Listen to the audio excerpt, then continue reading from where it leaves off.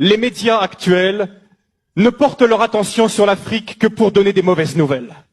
Souvent, l'Afrique, c'est le continent oublié. Il est oublié dans les négociations de l'Organisation mondiale du commerce. Il est oublié lors des grandes alliances stratégiques. Lorsque les puissants de la Terre se réunissent, très très souvent, on ne parle de l'Afrique que pour couvrir ses dettes ou pour venir à son aide. Vous savez, souvent, quand on pense à l'Égypte, on pense pas à l'Égypte comme un pays noir, n'est-ce pas?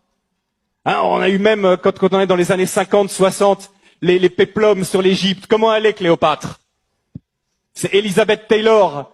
Elle est toute blanche. Mais la réalité, c'est complètement différent.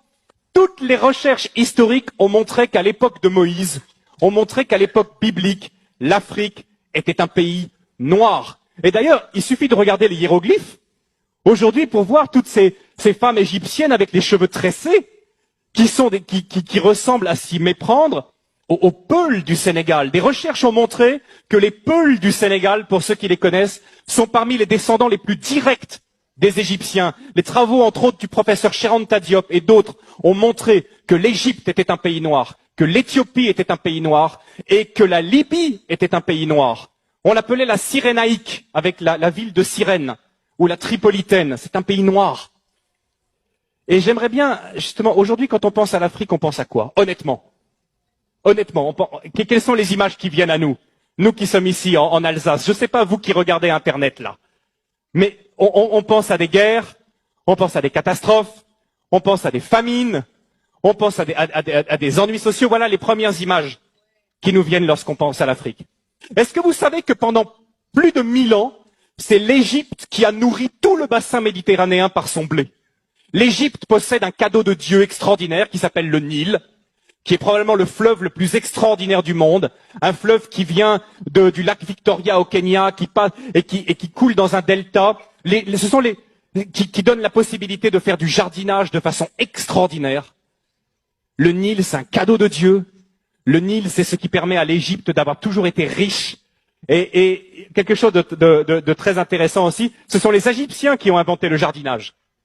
Les pastèques que nous mangeons en été, ce sont les Égyptiens qui l'ont cultivé les premiers. À l'époque, l'Égypte était la première puissance économique du monde. Aujourd'hui, l'Afrique est la dernière puissance économique en tant que continent. Mais il n'en a pas toujours été de même. Ce qui se passe aussi, c'est que l'Afrique était la première puissance militaire à l'époque. À l'époque, l'Afrique était une puissance militaire qui faisait trembler.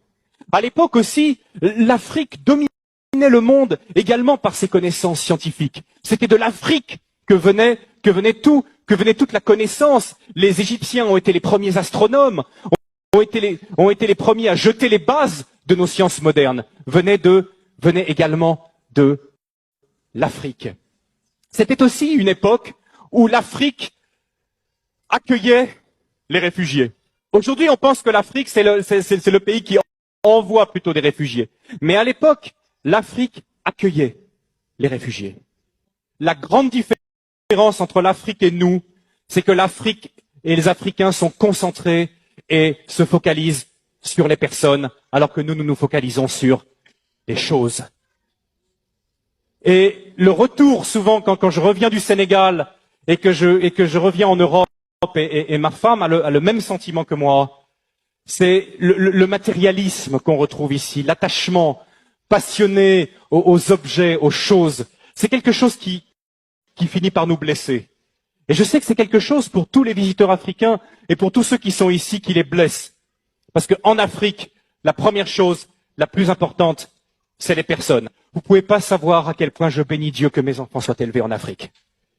Je bénis Dieu. Vous savez, lors de notre premier retour, après 3 ans passés en Afrique, notre premier retour, on avait une petite fille, notre deuxième, Loïs. Je crois qu'elle avait 2 ans. Et quand elle venait ici en Alsace, elle passait son temps comme ça, à lever les mains. Quand elle voyait les gens, elle levait les 2 bras comme ça. Parce qu'elle savait qu'en Afrique, elle avait expérimenté que quand un enfant tend ses bras, qu'est-ce qui se passe? N'importe qui soit de la famille ou pas, va prendre l'enfant dans les bras, dire une parole gentille, le consoler. Et elle était là en Europe, elle tendait ses bras comme ça, mais c'est pas la même chose ici.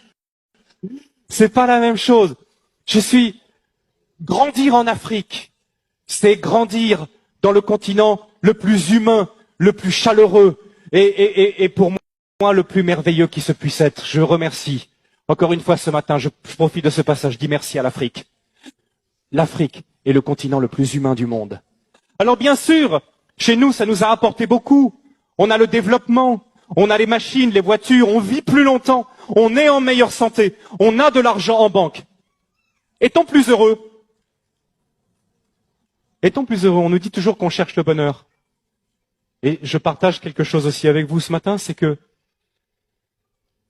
je trouve en moyenne que les Africains que je connais sont beaucoup plus heureux, même s'ils ne sont pas chrétiens, sont en moyenne beaucoup plus heureux que même beaucoup de chrétiens que je connais en Europe. C'est triste à dire, n'est-ce pas?